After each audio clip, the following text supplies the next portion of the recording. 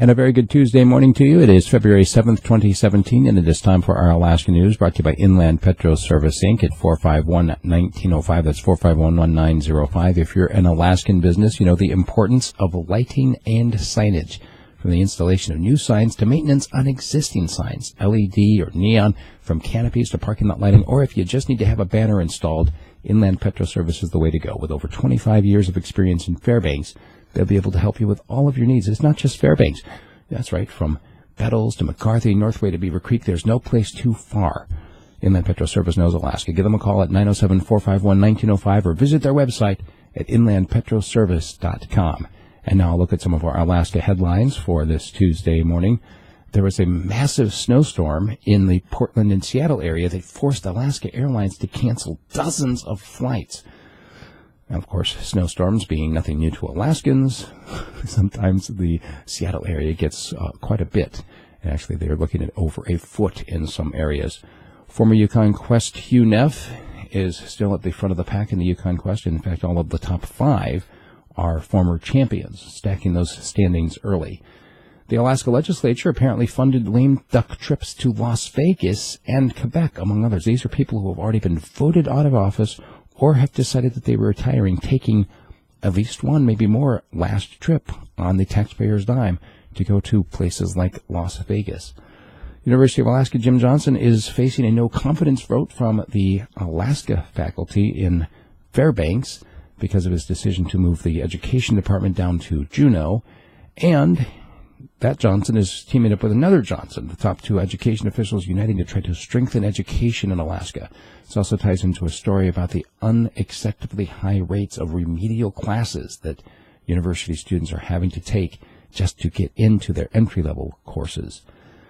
A couple of Alaskan teens are in the running for Military Child of the Year award this year, and I don't know if you heard about the story, sea lice are killing salmon in the Atlantic, specifically farmed salmon. Of course, farmed salmon is kind of a problem to begin with because they're kept in these little pens. You get something like sea lice in there, and because they're so close together, they feed on the skin, they feed on the blood. They can affect the whole bunch. And what that's going to do for Alaska, too early to say right now, but of course, farmed fish is not legal in Alaska. Therefore, it's more likely that people looking for wild salmon now are going to find, obviously, that Alaska has it. There are an additional $117 million brought into state coffers after some audits of energy royalties and some adjustments. However, they've appealed it, the owners of the pipeline, and therefore we might have to give the money back. Down in Juneau, a driver eluded troopers, took off after they tried to pull her over. She went up to the Glacier Visitor Center, where she got out on foot.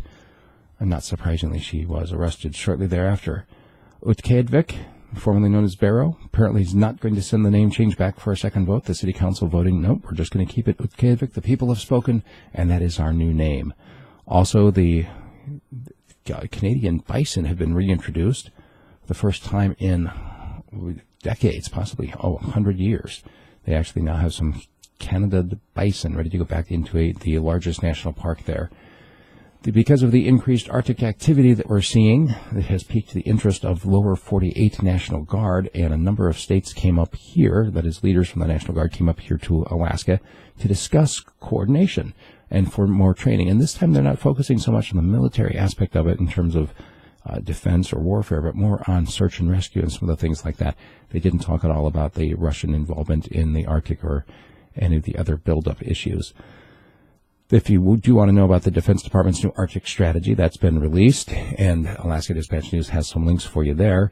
And it's one of those stories out of Juneau, you're just like, wow, what luck. Some hikers on Saturday morning found a car with a person still inside, person alive. They got him they had to cut the car open to extricate him. He apparently had been there all night long. And in a very bold move in Anchorage, thieves used a construction vehicle to steal an ATM out of an Anchorage bank. Last story we've got for you, the Anchorage clerk, the city clerk, has told the candidate he had filed for both Anchorage Assembly and for school board. And she said, look, you can't run for both. And she pointed out the code that it says office, not offices. And she offered, hey, I could just flip a coin and that made him decide that he would withdraw his school board seat and just run for city council.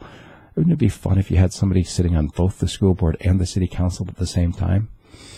That's what we've got for our Alaska news. Make sure you check out my U.S. and international news, and of course our commentary as well. And today, something a little more lighthearted, I think, about why I live someplace where the air hurts my face. If you like what I'm doing, please become a supporter either through Patreon or by a direct subscription at my website, radiofreespeech.com. Thanks.